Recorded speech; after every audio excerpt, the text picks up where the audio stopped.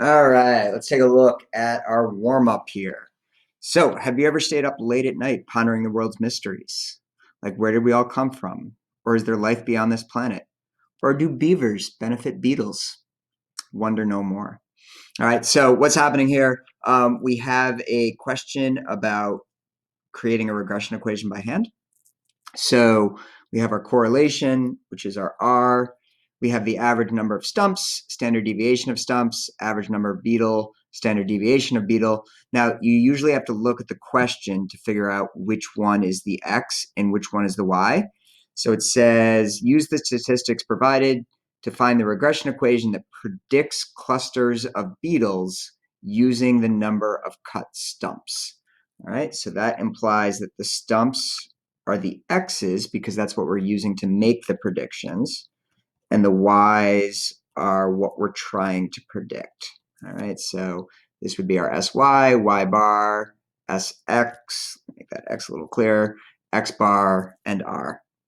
As far as finding the regression equation is concerned, it's a matter of knowing your formulas.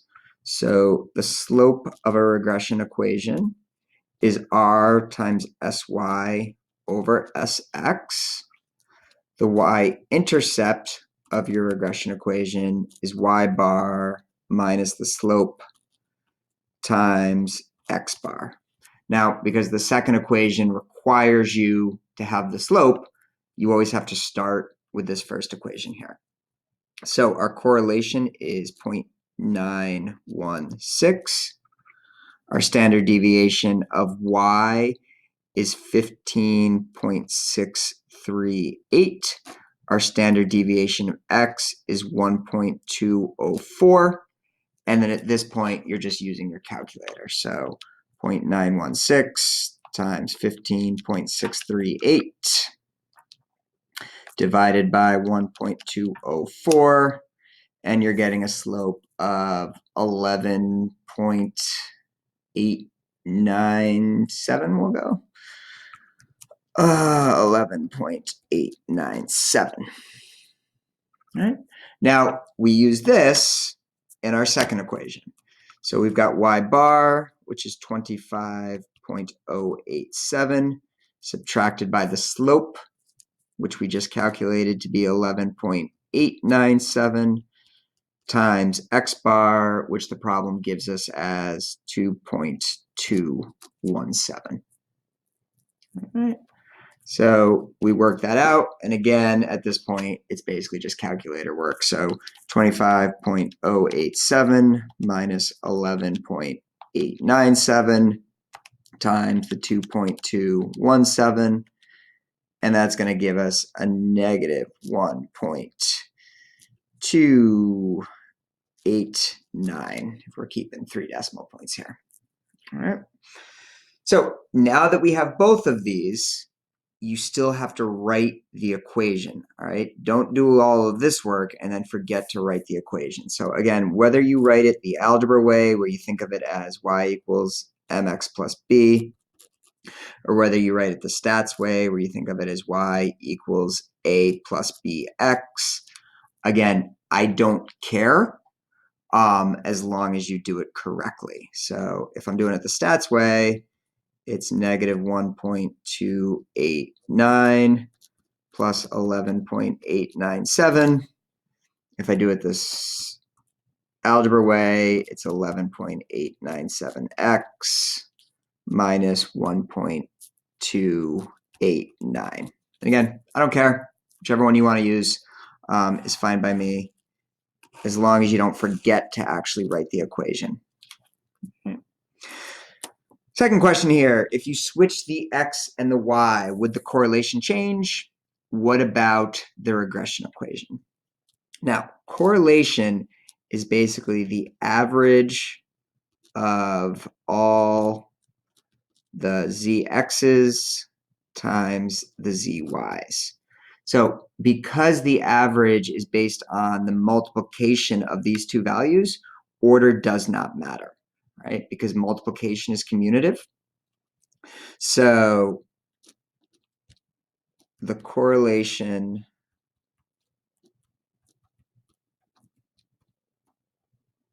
would not change because zx times zy is the same as zy times zx. So correlation would not change.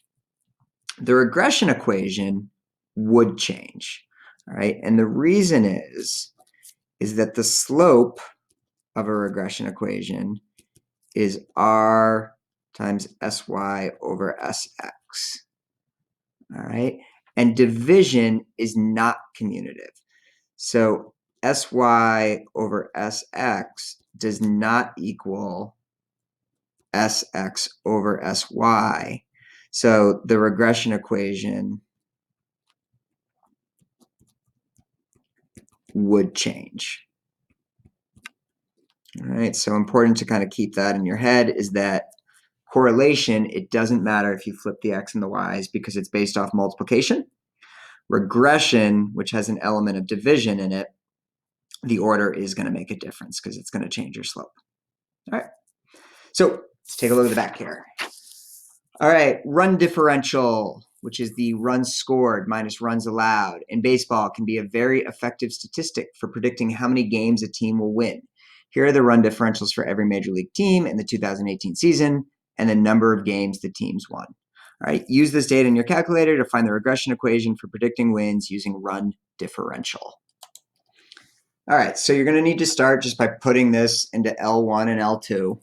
So here's all of the data. Sorry if it takes a while to put in. That's like the dilemma. Like you either do real data and then it sometimes takes a while, or you do fake data and then it's like a fake problem. But here it all is. So here's all the information in L1 and L2. So this time we're not finding the regression equation by hand. We're just using the calculator to do it. So we're just going to go to Stat Calc.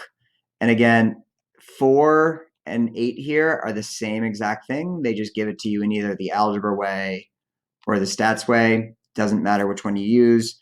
They're going to give you the same result. So I'm going to use the stats one because I'm a stats teacher. I'm going to hit calculate, and then it's going to give me my regression equation. All right. So y hat equals, my y-intercept is 81.03, and my slope is a positive point. We'll go 4 decimals this time. 0976 x. So if we look at this, again, kind of thinking about it in context for a second, this is basically saying if your run differential is 0, which means you scored the same exact amount of runs as you gave up, you're expecting to win about 81 games, which in baseball, the season's 162 games. So that's half, like a 500 record. So if you score just as much as you give up, you're expecting about a 500 record. And then as you start scoring more runs than you give up, your record's only going to improve. All right. And each extra run you score versus run you give up, you expect to get about 0.09 extra wins. So if we're kind of putting this more into context, you would need about 10 extra runs over the whole season than you give up to move up to 82 wins. And then you'd need 20 extra runs to move up to 83 wins, and so on and so forth. So that's why the teams that have the most wins have the highest run differential. They've scored way more runs than their opponents over the course of the whole season. And the teams with the worst records have the lowest run differential, and those are teams that have given up way more runs than they've scored over the course of the entire season. So teams start using this sort of stuff to sort of predict what their record's going to be based on their players and how many runs they're going to score and how many runs they think they're going to give up. And they can start using this sort of stuff to plan out their season and their off season. Because again, it's all about making better decisions. And this type of equation can help them plan out their decisions. Again, because y hat is going to be their wins, and then the x is going to be their run differential. So if you have a way of predicting your offense and your defense, you can have a way of predicting your overall record. All right. Sketch the residual plot for your regression equation. Is the linear model a good fit?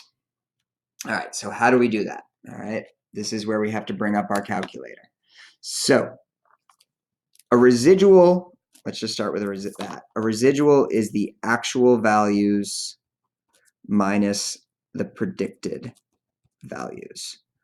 All right, we have the actual values in our calculator. They're already in L2. What we don't have is the predicted values. So to get that, we're going to go over to L3. We're going to type in our regression equation. So 81.03 plus 0.0976 times, and then instead of using our x, we're going to say times L1. And what that's going to do is it's going to plug in every single x value into our equation and then give us the predicted values. So L3 now has all of our predicted values. All right, so if we were kind of want to show what we did here, it's basically L3 equals 81.03 plus 0.0976 times L1. All right, and then now that this has our predicted, we can calculate our residuals by saying L4 equals L2 minus L3. All right, so if I scroll over again and go up here, I can say L2, which are my actual values, minus L3, which are my predicted values. Now I have all of my residuals. All right, so if I want my plot, I'm just going to make a scatter plot on L1, which are my x values, and L4, which are my residuals. So I can go to stat plot, first one there, scatter plot, I've already got it on L1 and L4. I can go to zoom 9 to get the picture. And there's my residual plot. So again, the x values are run differential. The y values are my residuals. And again, I don't need this to be exact, just basically a picture of what's going on generally. So it should be pretty obvious that I'm not doing an exact replica here, but it's a general picture of what's happening. All right. And is the linear model a good fit? The answer would be yes, because there's no distinct pattern in my picture here. All right. It's not like all the small residuals on one side and all the big residuals are on the other side, or all the positives are on one side and the negatives are on another side. It's just kind of randomly scattered throughout. So that's what we're looking to see. So yes, the linear model is a good fit.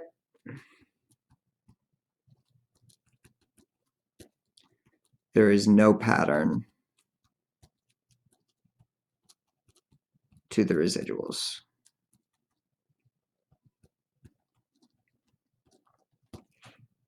Okay.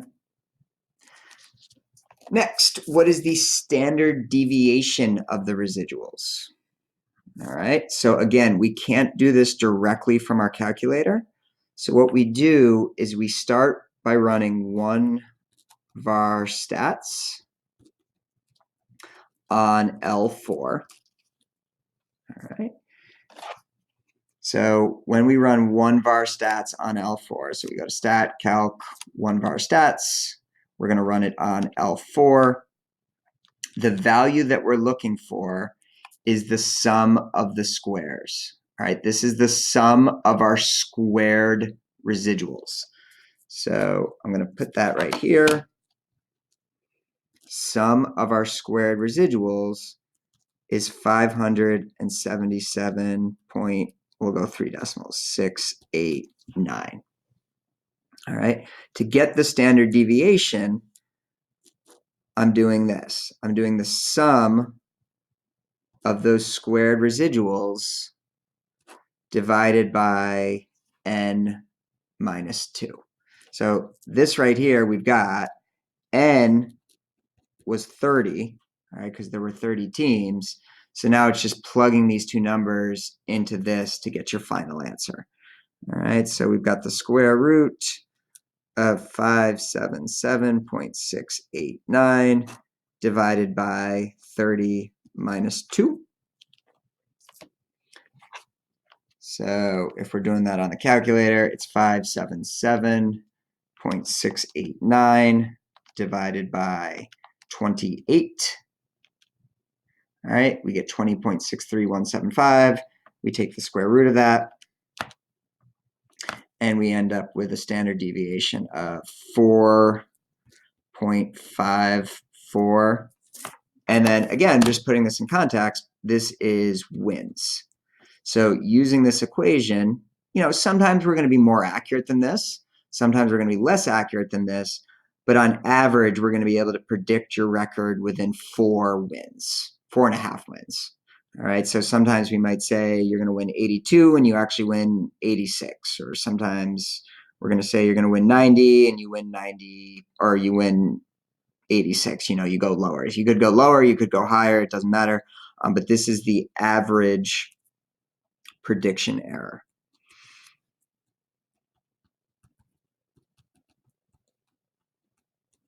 All right. So again, I hope this was useful. As always, if you have any questions, just reach out and have a great day.